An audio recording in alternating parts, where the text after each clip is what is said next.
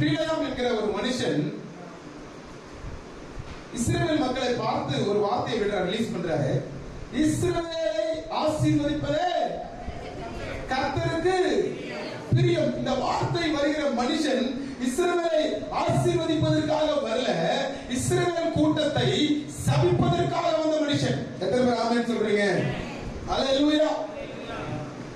பிலேயாம் என்கிற மனுஷன் இஸ்ரவேலை ஆசீர்வதிக்க வரல, இஸ்ரவேலை எதை பண்ண வந்திருக்கான்? சபிப்பதற்காக கூலி பொருத்திய மனுஷன். பாலாக் என்கிற ஒரு மனுஷனால இஸ்ரவேல் மக்களை ஒண்ணுமே பண்ண முடியாது, இஸ்ரவேல் மக்களை எதிர்த்து நிற்க முடியும். அப்ப பாலாக் என்கிற ஒரு மனுஷன் ஒரு மனுஷனை கொண்டு, பிலேயாம் என்கிற ஒரு மனுஷனை கொண்டு என்ன பண்றான்? சபிப்பதற்காக கூலி பொருத்தின மனுஷன் தான் பிலேயாம். நல்லா கருத்தா கவனிங்க. அவன் வந்து நிக்கிறான்.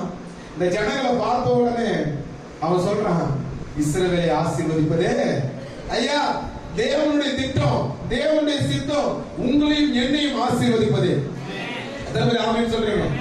உங்களையும் என்னையும் பெருக பண்ணுவதே, உங்களையும் என்னையும் பாதுகாப்பது. எத்தனை ஆமென் சொல்றீங்க? இது நம்புறீங்களா? விசுவாசிக்கிறீங்களா? தேவனுடைய சித்தம் உங்களையும் என்னையும் அழிப்பது கிடையாது, உங்களையும் என்னையும் கொலை சொல்றது கிடையாது, உங்களையும் என்னையும் குற்றப்படுத்துறது கிடையாது, உங்களையும் என்னையும் காயப்படுத்துறது கிடையாது. கர்த்தருடைய சித்தம் உங்களையும் என்னையும் சமாதானத்தோடு பாதுகாப்பது. ஆமென் சொல்றீங்க?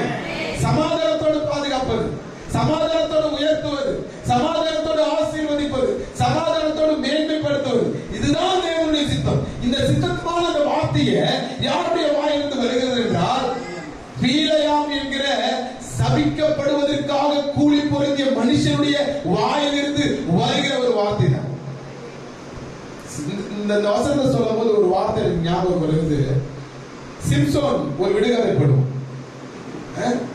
சிம்சோன் ஒரு விடுகதை போடுவான். அந்த விடுகதை எல்லாம் பட்சிக்கிற இடத்திலிருந்து பட்சணமும். யாருக்கு அந்த விடுகதை தெரியும்? கரெக்டா தெரிஞ்சதுன்னா உங்களுக்கு ஒரு பிரைஸ். பாஸ்டர் டெய்லி பிரைஸ் சொல்றீங்க, ஒரு நாள் கூட ஒரு பிரைஸ் தரது.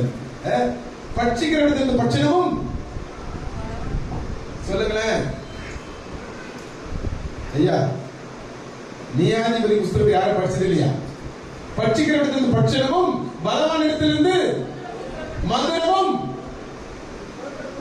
புறப்படுமோ இல்ல உண்டாகுமோ இல்ல கிடைக்குமோ அப்படின்னு நடந்தனா, சிங்கத்தை இவன் கிழிச்சு போட்டு போயிருப்பான். சிங்கத்தை கிழிச்சு போட்டு அது இருக்கும்போது தேன் இருக்குல்ல, தேனீக்கள், அது வந்து அதனுடைய வயிற்று விழா பகுதியில அந்த தேனி என்ன பண்ணும்? தேனீக்கள் என்ன பண்ணும்? கூடு கட்டி. அப்ப அது என்னவா இருக்கும்? தேன் அந்த தேனோட கிடைக்கும். ஆக்சுவலி அது வந்து தீட்டுப்பட்டதுன்னு தான் சொல்லுவாங்க. அதை ஒரு விடுகதையா சொல்லுவான். சிங்கத்தின் இடத்திலிருந்து நம்மளுக்கு என்ன கிடைக்குமா? தேன் கிடைக்குமா? அதுதான் வந்து ஒரு விடுகதையா போடுவோம். சிங்கத்தினுடைய வயிற்று பகுதியிலிருந்து கடுமையான ஒரு விலங்கு அது நம்ம கிட்ட என்ன பண்ணும்? முத்தம் கொடுக்குமா? நம்ம கிட்ட என்ன பண்ணும்? அன்பை ரிசீவ் பண்ணுமா? இல்ல பாசமா தொட்டு மூஞ்சி என்ன பண்ணும்? தடவி போகுமா? யாரும் சிங்கத்திட்ட போயிருக்கீங்களா? சிங்கத்திட்ட யார்கிட்ட போயிருக்கீங்களா? தடையெல்லாம் பாக்க ஓங்கி ஒரு டைலாக் கூட வருவேன். ஓங்கி அடிச்சா எத்தனை டன் வெயிட்டு? 1.5 ton 2.5 ton. ஒரு நாள் நாலாவது பார்க்கணும். அந்த 1.5 டன் எப்படிலாம் டைலாக் எழுதுறாங்க பாரு. ஓங்கி அடிச்சா 1.5 டன். இவருன்னா கிலோ போட்டா பார்த்தாருன்னு தெரியல. அப்படி கூட அரவணைக்க. ஆனா அந்த இடத்துல வசனம் சொல்லுது, மதுரம் கிடைக்குமோ ஐயா. சபிக்கிறதுக்காக நியமிக்கப்பட்ட ஒரு மனுஷனுடைய வாயிலிருந்து கர்த்தருடைய ஜனங்கள் மேல என்ன வருது? ஆசீர்வாதம் வருது. உங்களையும் என்னையும் அநேக மனுஷர்கள் சபிக்கப்படுவதற்காக நியமிக்கப்பட்டிருக்காங்க. நம்ம பிறந்து இந்த பூமியில வளர மட்டும் நம்ம எப்படி நேர்ந்துட்டு இருக்காங்கன்னா, சபிப்பதற்காக நேர்ந்து இருக்காங்க. ஆனா இயேசு கிறிஸ்துவை எப்ப நம்ம சொந்த தெய்வமா சொந்த ரட்சகரா ஏற்றுக்கொள்றோமோ அந்த நிமிஷத்துல இருந்து நம்ம மேல சாபம் வரல, என்ன வருது? ஆசீர்வாதம் தான். இதுதான் உலகத்தானுக்கு நம்மளுக்குள்ள வித்தியாசம். ஒரு மனுஷன் நம்மள போகும்போது நம்மள ஆசீர்வதிச்சா சரி, நம்மள சபிச்சா கூட அந்த சாபம் நம்ம மேல என்ன பண்ண போறது இல்ல. அநியாயமா இருக்கிற சாபம் நம்ம மேல என்ன பண்ணாது? வராது. ஏன்னா நம்மளை சுற்றி தேவ பாதுகாப்பு சூழ்ந்திருக்கு. நமக்கு தெரியுமா?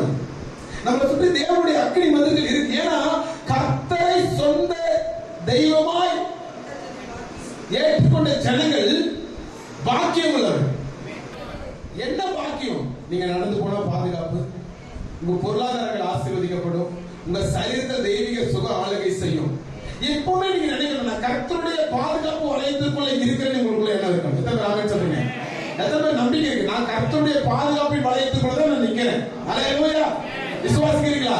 ஐயா, கர்த்தருடைய பாதுகாப்பு வளையம் இல்லைன்னு வச்சுக்கலாம், என்னைக்கோ நம்ம இந்த மண்ணில் என்ன முளைச்சிடும்? அப்படித்தானே? எத்தனையோ ஜனங்கள் யாக்கோபு பெருதர், மன்மதன் பெருதருடைய சாட்சி கேட்கும்போது அவர் சொல்ற சாட்சிகள் நகைச்சுவையா இருக்கலாம், ஆனா அவர் பட்ட பாடுகள் பெருசு இல்ல. இன்னைக்கு நிறைய சாட்சிகள் நம்ம எழுப்பியிருக்காரு, கர்த்தர் எழுப்பியிருக்காரு. அவர் சொல்ற சாட்சி, அவர் ரத்த கக்கணன்னு சொல்றாரு, மருத்துவமனையில படுத்துட்டு ஜீவனாளர் கொடுத்திருக்காரு. காலத்தை பார்த்தா மண்ணோட மண்ணை போட்டு புல்லு முளைச்சிருக்கணும். சொல்லுங்க, மண்ணோட மண்ணை போட்டு புல்லு முளைச்சிருக்கு மனிதர்களை பார்த்தா. ஆனா ஆண்டவர் ஜீவனை கொடுக்கிற யாருக்காக? உங்களுக்கு எனக்கு அந்த ஆசீர்வாதத்தை கொடுக்கிறார். ஐயா, கர்த்தருடைய பிள்ளைகள் மேல தேவ ஆசீர்வாதம் இருந்துட்டே இருக்கு. அத சொல்றாரு, இஸ்ரவேலை ஆசீர்வதிப்பதே கர்த்தருடைய நோக்கம் என்ன தெரியுமா? உங்களை என்னை ஆசீர்வதிப்பது. கர்த்தருடைய நோக்கம் என்ன தெரியுமா? உங்களை என்னை வாழ வைப்பது. அவருடைய நோக்கமே நம்ம வாழணும்.